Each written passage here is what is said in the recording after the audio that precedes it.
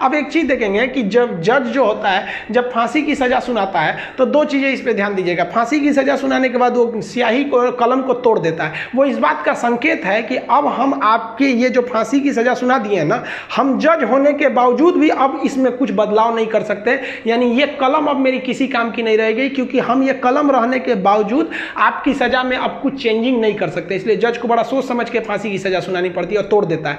ये तोड़ने की प्रक्रिया एक संकेत है, ऐसा नहीं है कि उसमें तो दूसर कलम से नहीं लिख देगा, ये केवल एक दिखाने के लिए संकेत होता है। कैसे दुल्हा जाता है तो एक परछावना होता है उसका, वैसे एक तरह से समझिए तो ये। और इस पे लिखा जाता है टू हैंग टिल डेथ, लटकाओ तब तक जब तक मर न जाए। क्योंकि इतिहास में एक बार घटना हुई थी, एक जज साहब ने फैसला सुना दिया था कि इस अपराधी को फांसी पर लटका दिया जाए। अब जब उसे लटकाया गया तो कहा जाता है कि वकील जो था वहाँ पे ऑब्जेक्शन कर दिया कि लटका दिए, अब हटा दीजिए, क्योंकि आपने ये कहा है कि लटकाया जाए तब तक जब तक ये मर न जाए। अब तो लटकाने का फैसला दिए थे, फांसी पर लटक गया, अब जल्दी उतारिए। इस तरह की एक कई सारे पहले के मिथ हैं। अब इसके 100% सत्यता की हम गारंटी नहीं लेते हैं, क्योंकि ऐसी कहानियां बहुत हैं। तो वो लिख देता है कि हैंग टिल डेथ, तब तक लटकाइए जब तक ससुरा मर नहीं जाता है। तो फांसी की जब सजा दी जाती है तो जल्लाद जब सजा दे देता है तो वहाँ एक मजिस्ट्रेट रहते हैं, एक डॉक्टर रहता है और जेल सुप्रिटेंडेंट रहता है। फांसी पे लटके ही रहिएगा, डॉक्टर चेक करेगा, ससुरा अभी बचल है, छोड़ दो, अभी 10 मिनट और छोड़ दो।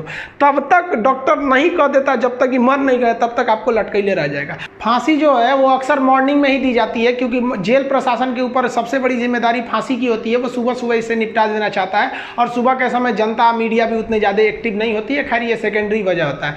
फांसी घर में जब कैदी को लाया जाता है तो जल्लाद इस कैदी का चेहरा नहीं देख पाता है, क्योंकि पुलिस पहले ही उसके चेहरे को काले कपड़े से ढक देते हैं। जल्लाद जो होता है उसे काले कपड़े में पहना के फिर फांसी पर लटकाता है। इसे कपड़े ढकने का एक और रीजन है कि जब फांसी लगाई जाती है, किसी को फांसी दिया जाता है, तो उसके आँख वगैरह काफ़ी मतलब तड़पता है, तो एक होता है ना कि थोड़ा सा खराब लगेगा उस वजह से। तो यहाँ पर जो जल्लाद होता है इसे पहले ही इसको फांसी लगाने से पहले इसे कपड़ा ढक के इसको लटका दिया जाता है। लटकाने से पहले इसे जब फांसी देना होता है तो उससे पहले इससे पूछी जाती है आखिरी ख्वाहिश। यहाँ वो अपने पसंद का खाना खाने को कह सकता है, अपने रिश्तेदारों से मिल सकता है, या कोई धार्मिक ग्रंथ कह सकता है कि हम उसको पढ़ना चाहते हैं। इससे ज़्यादा उसकी कोई ख्वाहिश नहीं पूरी की जाएगी। ऐसा नहीं कहेगा कि हमको मर्सिडीज में घुमा दीजिए, ये मरने वाला होता है, इसकी ख्वाहिश क्या बची रहती है। इन सबको तो अपने तबीयत खराब हो जाता है।